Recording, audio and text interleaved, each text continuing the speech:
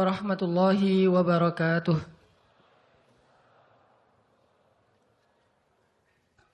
Alhamdulillahi alladzi hadana li hadza wa ma kunna linahtadiya laula an hadanallah.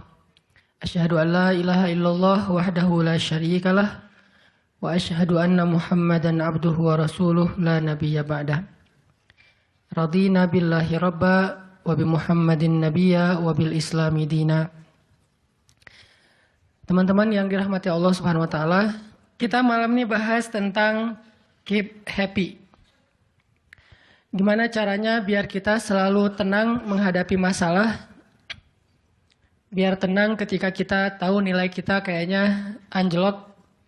Biar tenang pas kita tahu judul kita ditolak. Lamaran juga sama di hari yang sama lah gitu. Pagi judul ditolak, malam lamaran ditolak. Selama Allah nggak nolak kita kan masih aman nih. Karena apa yang di sisi Allah lebih baik. Gimana caranya kita biar nggak panikan ketika ada masalah. Walaupun sedih, itu fitrah manusia sedih. Cuman ada yang sedihnya wajar, ada yang sedihnya sampai berlarut-larut atau putus asa. Bentuk keputusasaannya macam-macam. Ada yang putus asa dengan bunuh diri. Loncat dari jembatan, ternyata nggak meninggal. Gagal bunuh diri gitu kan. Ada yang putus asanya dengan cara ngelakuin perbuatan dosa. Kayak mencuri atau udahlah saya mah nggak mau peduli lagi dengan hal haram. Yang penting saya ambil aja semua proyek gitu. Nah, ini putus asa. Ada yang putus asa dengan nggak mau lagi bertaubat. Dia ngerasa, aduh kayaknya saya nggak pernah nasuhan nih taubatnya. Taubat, ulangi lagi, taubat, ulangi lagi. Kenapa kita berputus asa minta ampun ke Allah, padahal Allah nggak pernah putus asa mengampuni kita, kan aneh nih. Allah tuh nggak pernah putus asa mengampuni kita, nggak pernah bosan menerima taubat kita. Allah nggak pernah bilang, lo datang ntar pasti besok buat lagi, enggak. Padahal Allah maha tahu kita mungkin besok masih ngelakuin dosa yang sama. Asal kita datang, Allah langsung terima. Seolah-olah Allah tuh kayak husnuzon banget sama kita. Walaupun pastinya Allah tahu tentang apa yang akan kita lakukan di masa yang akan datang. Ini artinya kenapa seseorang jadi putus asa, jadi berhenti untuk mencoba, jadi tidak lagi berharap apa-apa, jadi pesimis, jadi tidak survive dalam masalah, jadi penuh khawatir menghadapi hidup. Ada masalah dikit kayaknya udah kiamat dunia, padahal kuota habis doang nih. Langsung, aduh kuota habis jam 11 malam. Biasanya kan jam 11 itu jam chatting tuh sampai jam 1. Atau jam 11 malam kuota habis padahal tadinya pengen ngebangunin dia. Iya dia gitu kan. Jam 2. Gampang pakai aja kuota doa. Ya Allah bangunkanlah dia. Tiba-tiba dia tetap bangun. Dia bangunin kita akhirnya. Ini bisa aja terjadi. Yang jelas gimana sih cara biar kita keep happy, tetap bahagia walaupun gak bisa jalan-jalan jauh. Tadinya pengen jalan sama teman-teman, ternyata duitnya gak cukup. Kita lihat teman-teman kerjanya traveling aja. Ke Lombok, ke Batu Karas.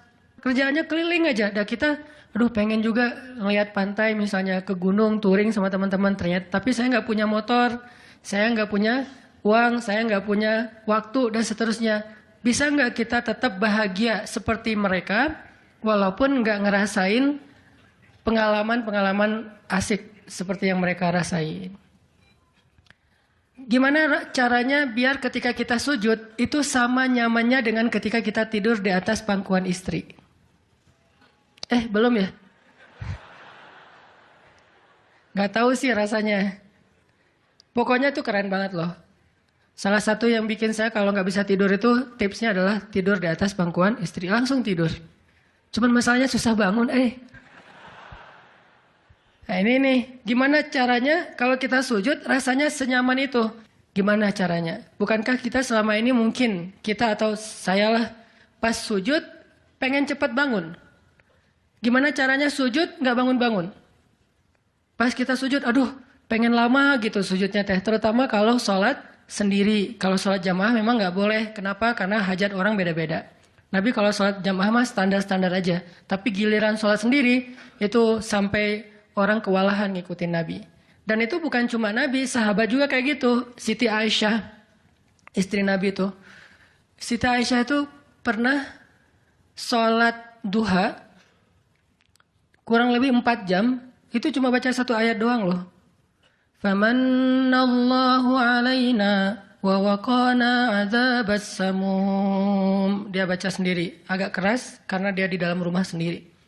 Lewat seorang sahabat, lewatin rumah Aisyah mau ke pasar, mendengar oh Aisyah lagi sholat. Famanallahu alaina wa waqana adzabas samum. Nangis. Akhirnya sahabat ini pergi ke pasar. Dia belanja segala macam, balik lewat lagi rumah Aisyah. Setelah kurang lebih 2 jam. Pas dia lewat lagi rumah Aisyah, dia masih mendengar Aisyah membaca kalimat Famanallahu alaina wa waqana adzabas samum. Nangis lagi. Jadi 1 rakaat dengan 1 ayat itu bisa 2 jam, 3 jam yang dilakukan oleh para sahabat. Kenapa kok betah banget? Sama kayak kita betah banget nonton film, dan betah banget dengerin musik kesukaan kita, diulang-ulang lagu yang sama kan ya. Mungkin 1 lagu itu durasinya sebutlah 2,5 menit, 2,5 menit. Tapi diulang-ulang bisa sampai setengah jam mendengar lagu yang sama. Bukan 1 album, 1 lagu. Kenapa kita betah? Nah gimana caranya kita juga dapat kebetahan kayak gitu ketika dengerin bacaan Al-Quran. Ketika kita membaca Al-Quran sendiri. Ketika kita sholat, sampai ada istri Nabi sholat sambil ngikat badannya di dinding.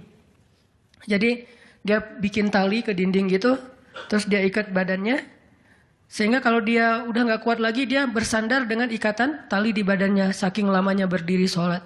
Coba bayangin, berarti kan semalaman tuh. Kalau udah nggak kuat, dia berdiri itu sambil badannya keikat di tali. Dan Nabi melihat itu menangis karena melihat kesungguh-sungguhan para sahabat dan sahabiat dalam beribadah kepada Allah. Dan itu bukan paksaan siapapun. Nabi nggak pernah maksa kayak gitu. Mereka sendiri berinisiatif. Jadi tutorialnya dibikin sendiri gitu. Duh, saya sholat kalau malam-malam kayak gini jadi agak nggak kuat. Atau saya lagi sakit nih, lagi lemes nih, lagi kurang makan. Ya udah deh, agar tetap bisa berdiri, dia ikat tali, dia ikat ke badannya, terus berdirinya kayak orang-orang setengah sadar gitu. Nah ini menunjukkan ada kenikmatan yang luar biasa yang mereka dapetin ketika mereka dekat dengan Allah Subhanahu wa taala. Gimana sih caranya biar kita bisa kayak gitu? Gimana caranya kita entertain kita itu adalah zikrullah. Boleh-boleh aja kita entertainnya nonton film, dengerin musik-musik yang positif. Entertain kita mungkin chatting, entertain kita mungkin update status, entertain kita mungkin kepoin mantan misalnya. Boleh-boleh aja selama masih wajar. Tapi bisa nggak entertain kita yang lain itu zikrullah. Dengan mengingat Allah kita jadi terhibur gitu. Dan itu entertain luar biasa pahalanya. Gimana caranya? Ini yang kita pengen belajar malam ini. Sehingga kita bisa tetap happy walaupun dalam keadaan tadi akhir bulan. Dalam keadaan habis diputusin. Dalam keadaan ditolak, dalam keadaan bingung, galau, segala macam termasuk habis pulsa. Tetap bisa happy. Pas telepon, pulsa Anda tidak mencukupi. Masya Allah. Gitu. Senyum gitu ya. Bukan, kemana nih apa panik. Biasa aja. Nah ini kita perlu belajar. Saya juga merasa butuh mempelajari lagi gimana caranya biar bisa ngerasain itu. Dan nasihatnya bukan dari saya. Karena saya juga masih belajar, belum istiqomah amat nih. Tapi nasihatnya dari para ulama yang diambil dari ayat Al-Quran dan hadis-hadis Rasulullah SAW.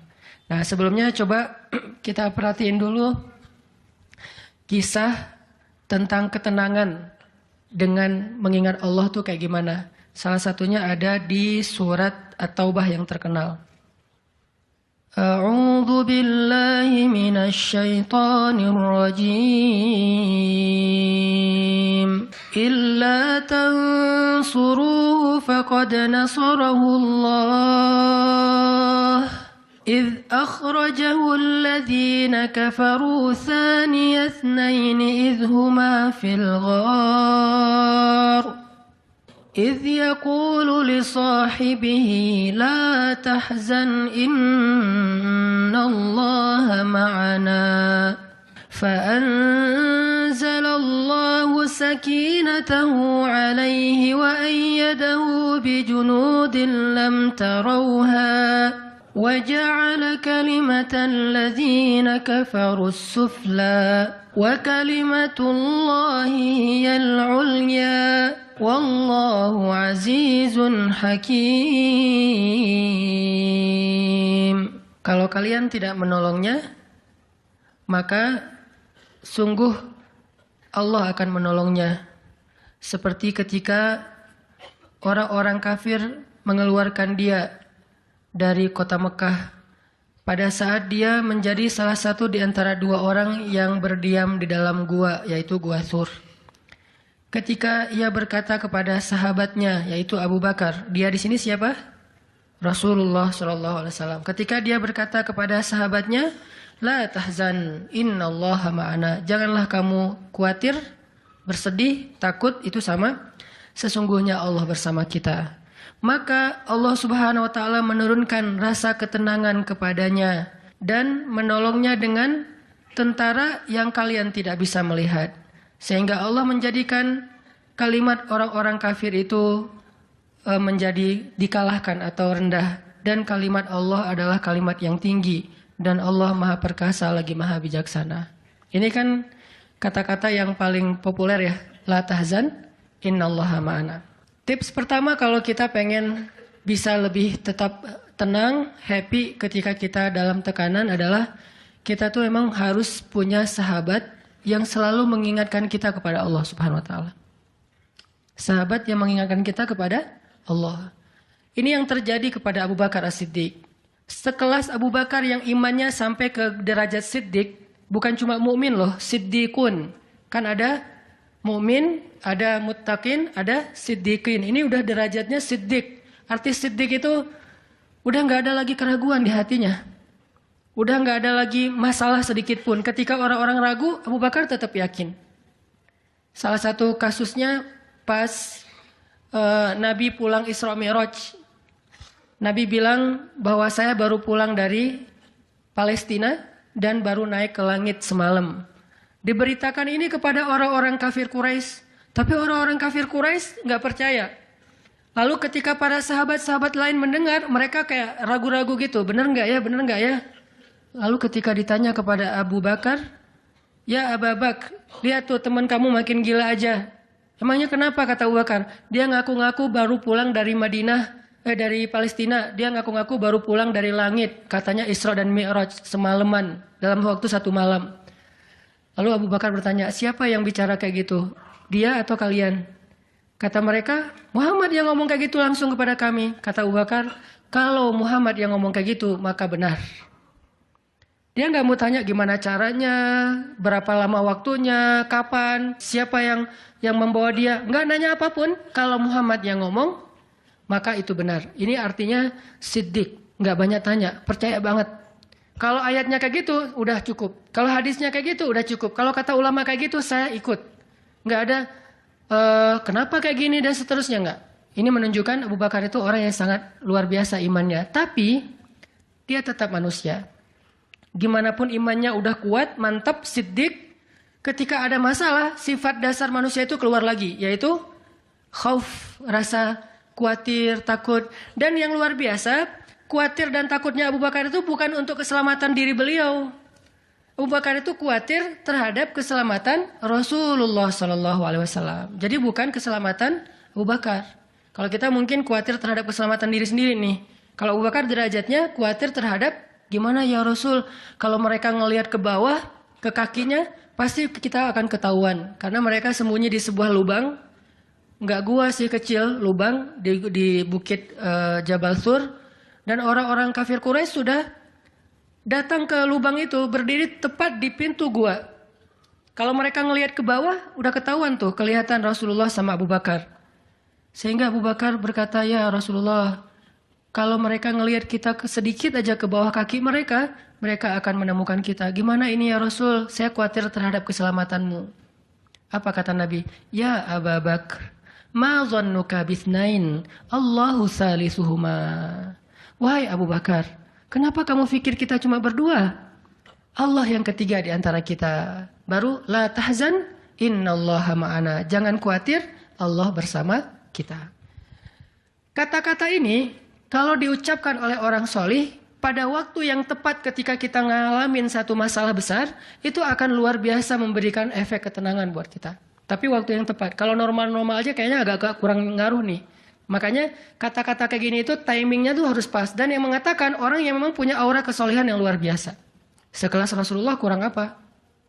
Itulah sebabnya kenapa kita harus punya banyak. Atau setidaknya kita punya seorang sahabat, seorang teman yang solih, yang sering mengingatkan kita. Minimal istri. Kenapa? Karena kalau kita galau dalam urusan kerjaan, nanti pas kita pulang ke rumah, yang akan bilang la tahzan innallaha ma'ana adalah pasangan kita. Dengan nada yang lembut, dengan senyum yang khas, dengan dekapan yang mungkin penuh kasih sayang, itu benar-benar bisa bikin kita tenang. Gak tahu tenang karena kata-katanya atau dekapannya nih, enggak. Saya juga bingung. Dua-duanya kali ya. Dia bilang, la tahzan ya azizi. Panggilan buat suami bahasa Arabnya yang lembut tuh azizi. Bukan al-aziz ya. Al-aziz mah nama orang. La tahzan ya azizi atau ya habibi. Atau ya albi. Albi itu artinya jantungku. Jangan dipakai deh, biar saya aja yang pakai itu. La tahzan. Jadi misalnya kayak suami galau tentang kerjaan. Mah, Papa lagi galau nih, kenapa Pak? Di kantor itu kemarin kita ada tawaran proyek. Cuman proyeknya kayaknya cara untuk ngedapetin proyek itu, cara-caranya tuh agak-agak kurang baik gitu. Ada suap segala macam. Tapi itu proyeknya untung besar loh Mah. Nah kalau kita nggak suap, kita nggak akan dapat proyek itu. Ini gimana nih Mah? Diambil nggak? Kan galau nih, udah istikharah belum mantap nih hatinya. Istrinya yang bilang, Papa, Allah yang kasih kita rezeki. Kalau Papa ninggalin sesuatu karena Allah, Allah akan ganti dengan yang lebih baik. Pasti dari booster ya, Mah. Nyontek gitu ya. Nah, kalau dia ngomong kayak gitu kan jadi mantep nih. Kayak saya juga pernah ngerasain lagi kayak sedih gitu, lagi galau karena satu urusan. Istri mengatakan, udah serahin aja sama Allah. Kan jadi mantap kan hatinya. Hal-hal yang kayak gini nih. Kalau belum punya pasangan, temen. Sehingga Nabi mengatakan almar'u ala dini khalilih. Seseorang itu bergantung loh kepada tingkat kesolehan temannya. Kalau temannya soleh, insya Allah dia akan terjaga oleh teman itu ketika dinasehati, diingatkan. Saya aja ngerasa banget yang kayak gitu. Ada masa-masa ketika saya kayak futur. Futur itu teman-teman artinya lagi lemah imannya. Mungkin banyak lalai, banyak main, sedikit manfaat. Walaupun ada juga banyak main, banyak manfaat. Itu mah tagline entah siapa akunnya gitu. Lagi futur nih ya, lagi futur. Lemah, ngerasa bangun tahajud kayak susah gitu. Ke masjid males, zikir gak khusyuk, tilawah Al-Quran gampang ngantuk. Jalan sama seorang teman saya yang dia bukan ustadz sama sekali. Bahkan dia ngakunya belajar ke saya. Gak tahu benar apa enggak. Yang sejatinya mungkin saya belajar ke dia. Lagi jalan, setelin tilawah Al-Quran. Yang baca saya lagi tuh. CD tilawah Al-Quran saya. Saya kan gak pernah mendengar CD sendiri. Pas diputarin itu siapa? Lah itu Ustadz. Oh ya. Baca surat Al-Mulk. Tabarakalladzi biyadihil mulku wa huwa ala kulli syai'in qadir. Pas sampai di ayat-ayat tentang Jahannam, tentang neraka, tentang apa? Walaqad zayyana sama ad-dunya bimasabih dan seterusnya, dia nangis. Dia nyetir nih, dia nangis. Saya ketika ngelihat dia nangis, saya dapat hidayah. Jadi saya dapat hidayah bukan hanya dengan mendengar bacaan itu, tetapi karena dikondisikan oleh seorang teman, saya ngerasa, duh, Masya Allah ya, dia yang dengerin bacaan saya bisa nangis. Saya dengerin diri saya sendiri, nggak nangis. Kan ada masalah nih. Akhirnya saya jadi insaf. Insaf itu kemudian istighfar, astagfirullah, Allah saya kayak ada masalah nih. Mulai belajar dari dia, Pak, gimana sih kok bisa kayak gitu? Ustadz kan lebih tahu ilmunya mungkin, tapi kalau pengalamannya Bapak pasti lebih tahu. Rahasianya apa? Ternyata rahasianya emang dia orang yang nggak pernah dengar yang lain selain mendengar bacaan Al-Quran. Jadi buat dia bacaan Al-Quran itu benar-benar entertain buat dia. Oh berarti kita harus lebih banyakin lagi dengerin Al-Quran. Kalau kita dengar musik sekali, berarti dengar Qurannya 3 kali harusnya. Baru masih agak-agak proporsional nih. Sehingga gampang kesentuh, hatinya itu mudah. Tapi pelajarannya tetap teman yang ngebawa kita kepada sesuatu. Ternyata triknya pertama, mengingat Allah itu kan bukan cuma menyebutkan Allah, Allah, Allah Tapi ketika kita sedang dalam keadaan bingung, khawatir, galau, sedih, tertekan, panik, tiba-tiba teman kita mengingatkan kita kepada Allah dengan bahasa yang sederhana. Kalau bahasa sederhananya Al-Quran, la tahzan, innallaha ma'ana. Dan itu boleh diterjemahin ke bahasa yang lebih sederhana versi kita. Karena itu bahasa Al-Quran yang mungkin buat sebagian orang nggak dapat nih, karena mungkin nggak paham bahasa Arab.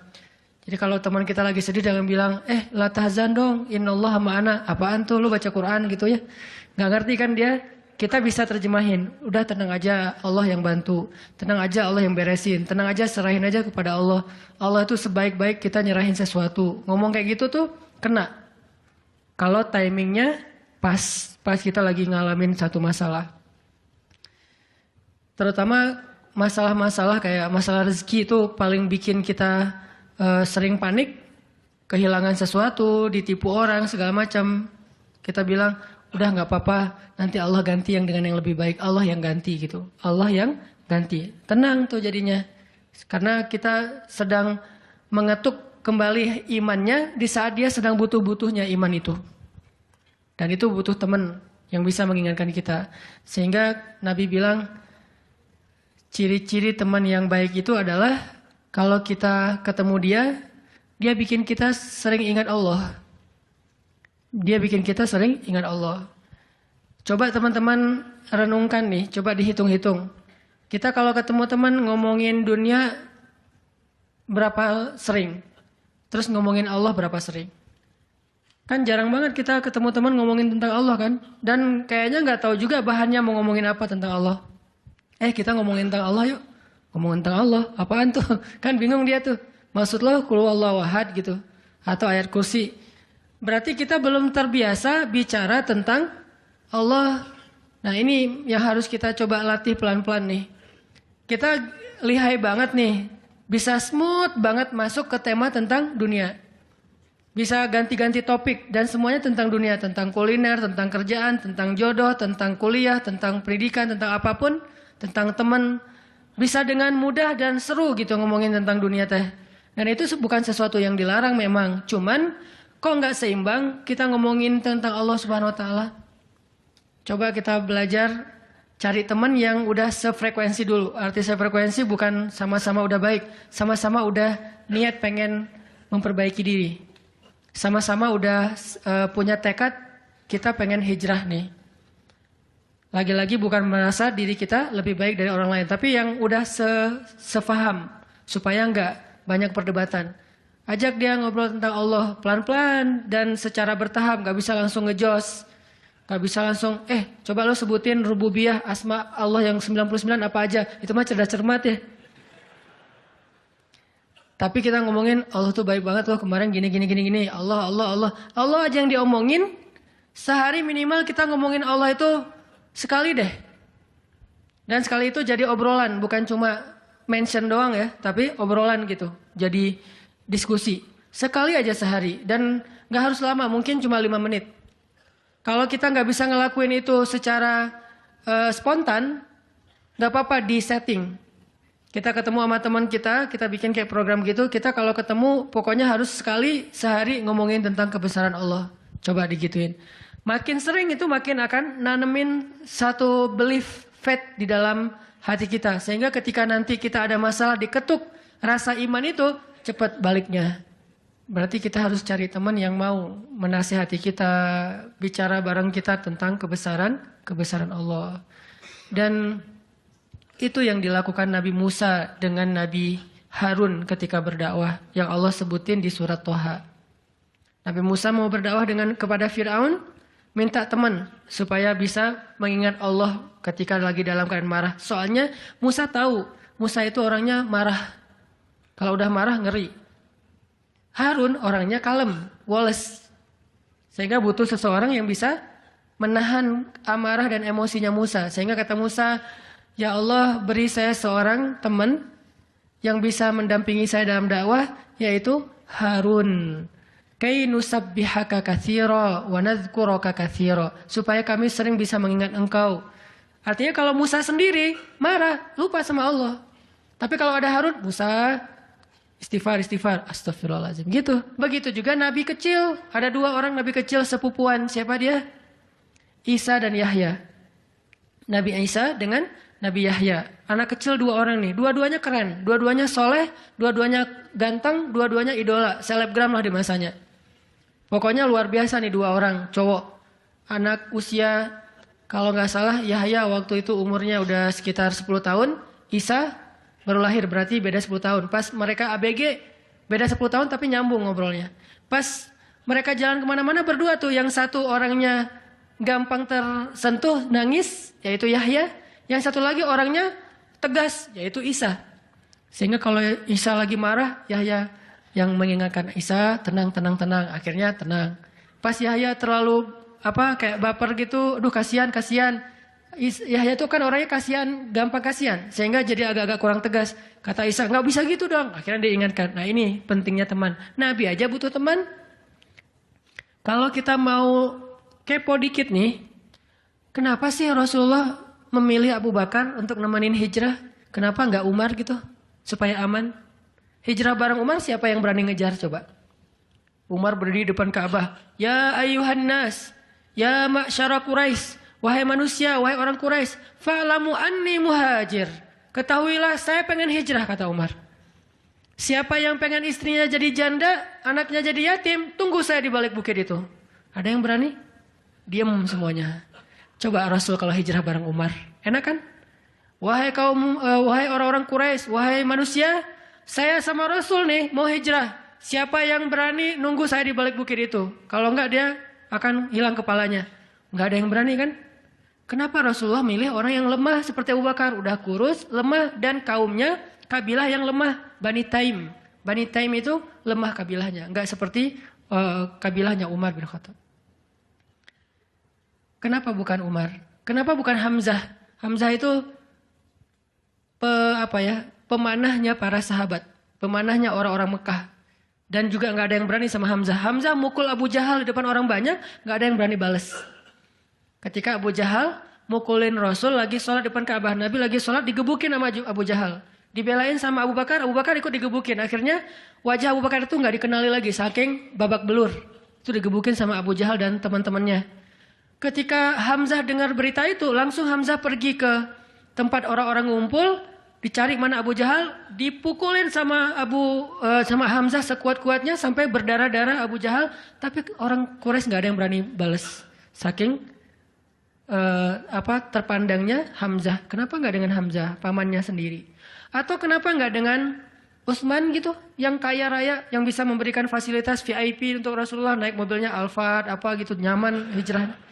Kenapa Abu Bakar yang udah jatuh miskin, fisiknya lemah, kabilahnya tidak dipandang? Kenapa? Karena Abu Bakar itu yang paling solih di antara semua sahabat. Jadi pilihannya kesolihan, bukan kekuatan fisik. Kenapa?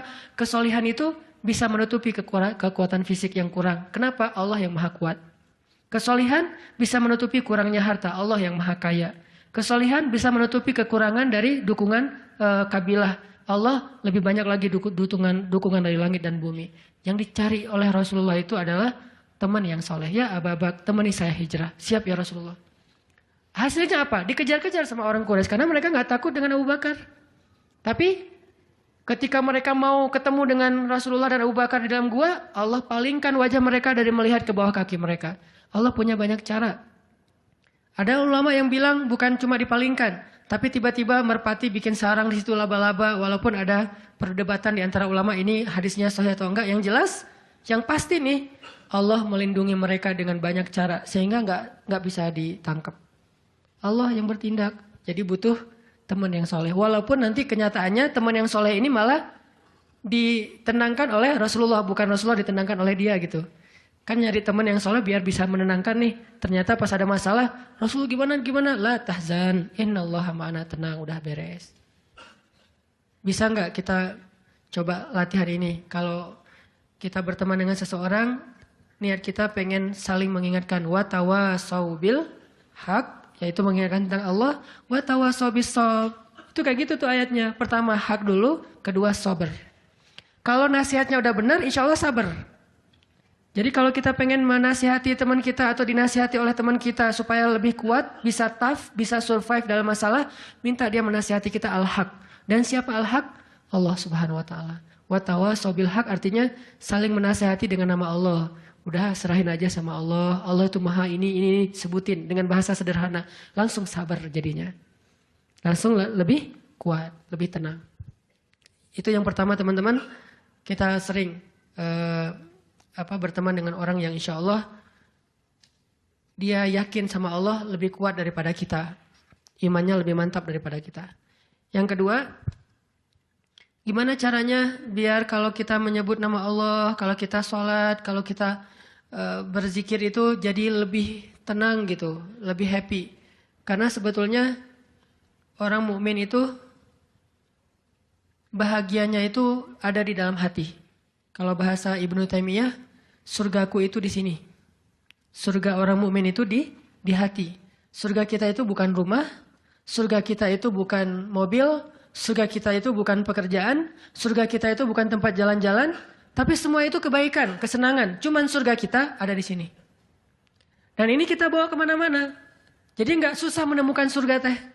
Aduh, bete nih kenapa nggak bisa jalan? Bete nih kenapa nggak bisa nonton? Bete nih kenapa nggak bisa nyaman di rumah? Bete nih kenapa? Gampang bete karena surga kita bertempat di sesuatu tempat yang sulit untuk kita jangkau. Harusnya itu jadi hiburan buat kita, bukan surga. Sedangkan surga memang adanya di hati. Ada masalah, Allah lebih kuasa, makhluk tidak kuasa. Ada masalah, kita bilang, Allah maha besar, masalah saya kecil dibandingkan Allah. Kalau dibandingkan kita, mungkin kita lebih kecil daripada masalah. Tapi dibandingkan Allah kita, Allah lebih besar. Allahu Akbar. Kita belajar Allah yang maha memelihara.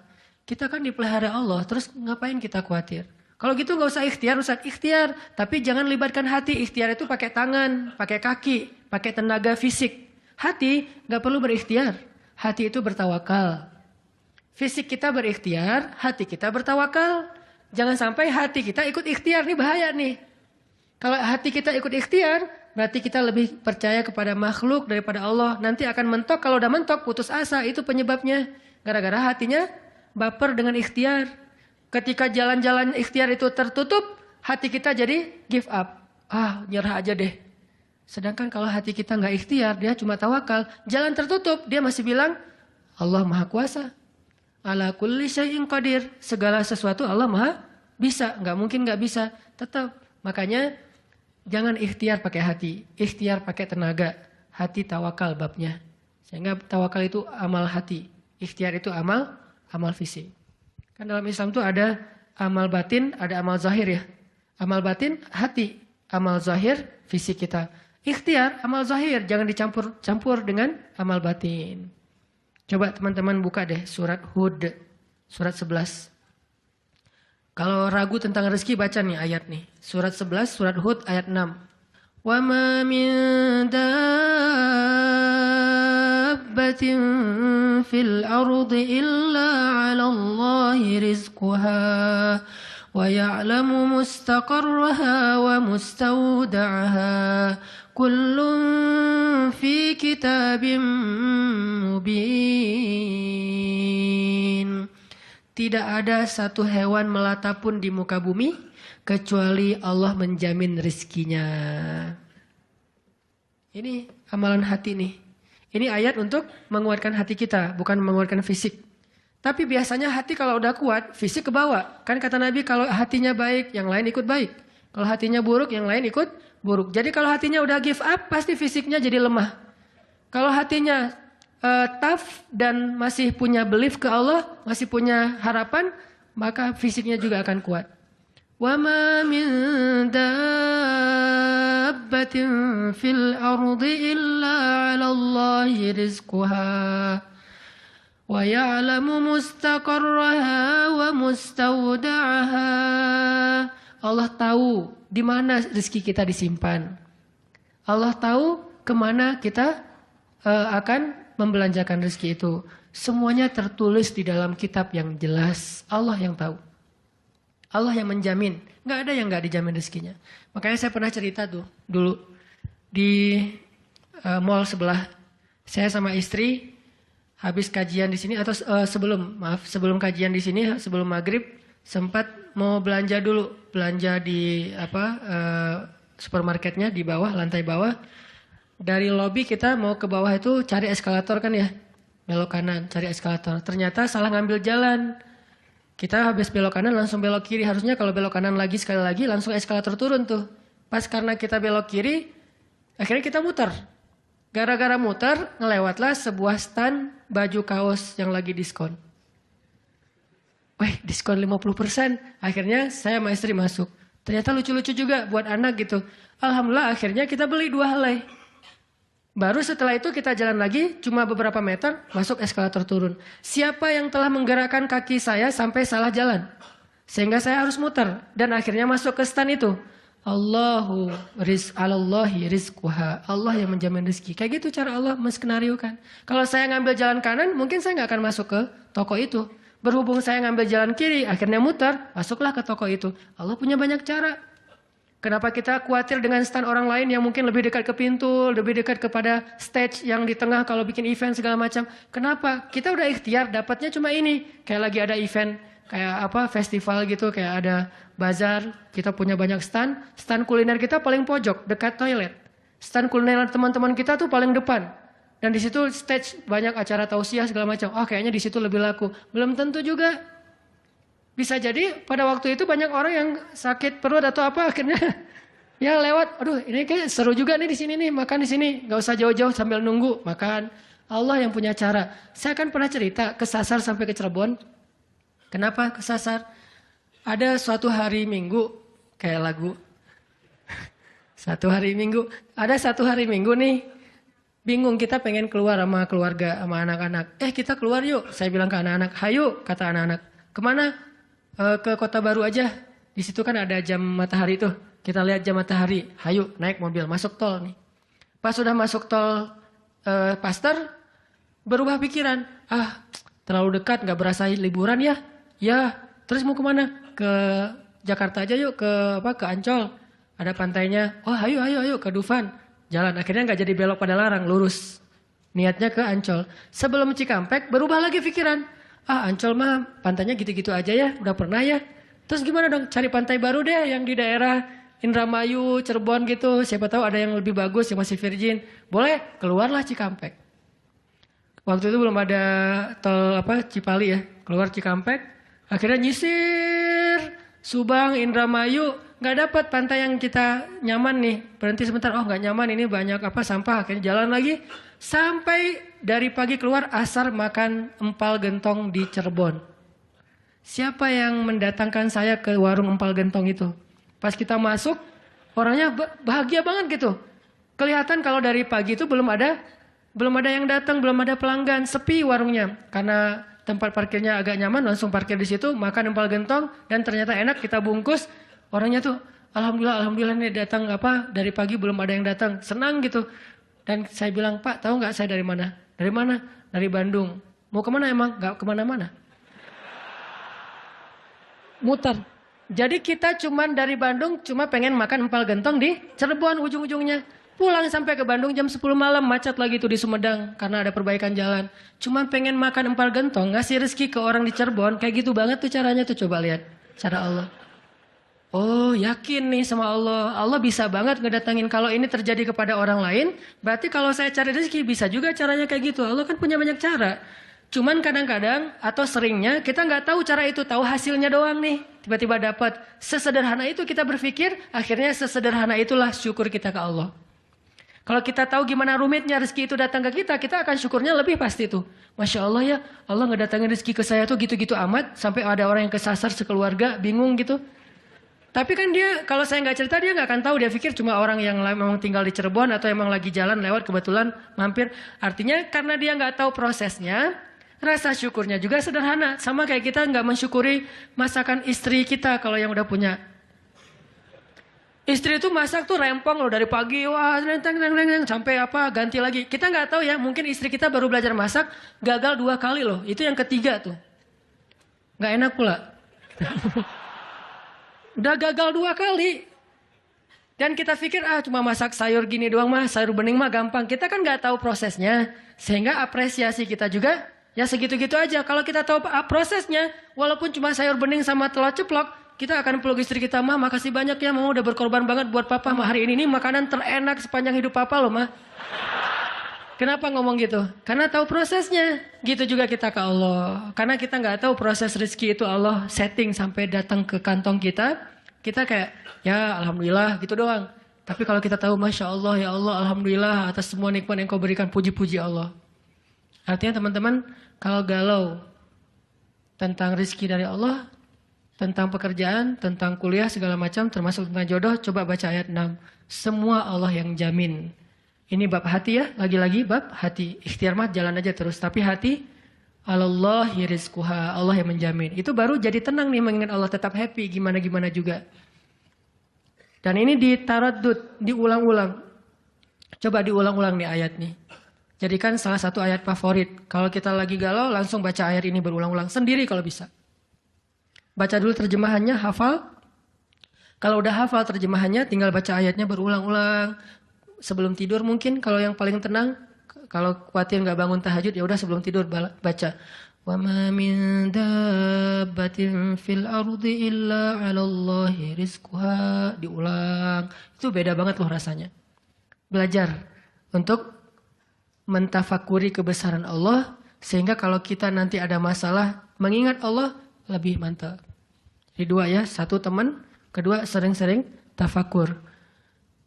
Wa yatafakkaruna fi khalqis samawati wal ard. Tafakkur. Dan sebetulnya teman-teman ya, kalau kita mau lebih persis nih, sholat duha itu ya, emang sholat tafakur sebetulnya. Dulu para sahabat atau para anbiya, sholat duha itu di tempat terbuka.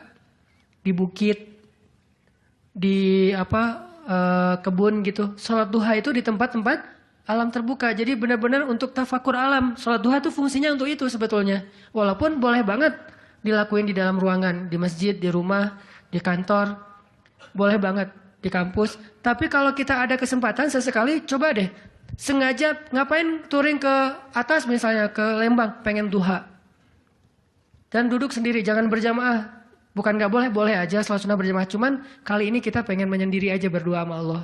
Duduk. Ngomong sama Allah, ya Allah, jangan biarkan saya berputus harapan kepada Engkau. Jangan biarkan saya berputus asa dari rahmat-Mu. Bimbing hati saya, ya Allah, tolong saya dalam masalah ini. Engkau maha kuasa. Siapa lagi yang bisa nolong saya selain Engkau? Ngomong kayak gitu sama Allah. Yang romantis, yang akrab gitu. Jangan sampai kita ngomong ke Allah tuh kayak orang gak kenal. Cuman copy paste, Rabbana atina fid dunya hasanah fil akhirati hasanah wa qina azabannar. Amin. Udah kayak nggak kenal gitu. Ngomong sama Allah itu akrab, ngomong ya Allah, gimana nih? Saya ada masalah kayak gini, curhat sama Allah. Itu beda loh. Kalau itu kita coba praktekin, saya yakin asal sesuai dengan cara-cara tadi itu sendiri, alam terbuka, curhat sama Allah, ingat kebesaran-kebesaran Allah, insyaallah bizikrillah tatmainnul qulub, tenang banget tuh hati. Saya kadang-kadang mempraktekkan itu walaupun nggak di alam terbuka banget tapi minimal mencoba untuk menyendiri gitu. Rasulullah kalau lagi ada masalah sama keluarganya menyendiri di masjid kan, duduk di mihrab berzikir pada Allah, ya Allah, ya Allah, Engkau lah yang maha penyabar, saya tidak sabar. Terus curhat sama Allah, kayak anak pulang curhat sama ibu, gimana rasanya? Kan tenang kan? Kayak kita curhat sama teman pasti beda. Cuma emang yang paling indah curhat sama ibu atau sama ibunya anak-anak. Itu beda banget tuh. Nah harusnya kita curhatnya ke Allah kayak gitu tuh.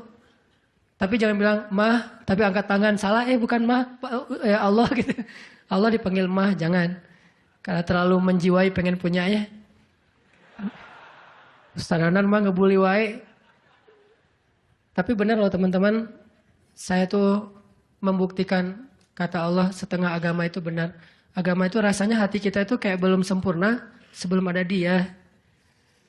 Jadi gimana pun solehnya tuh kayak ada yang kurang gitu. Apa ya yang kurangnya di hati saya ya? Apa ya? Ternyata namanya belum tertulis, nggak jelas juga namanya siapa gitu. Kalau udah ada itu beda banget.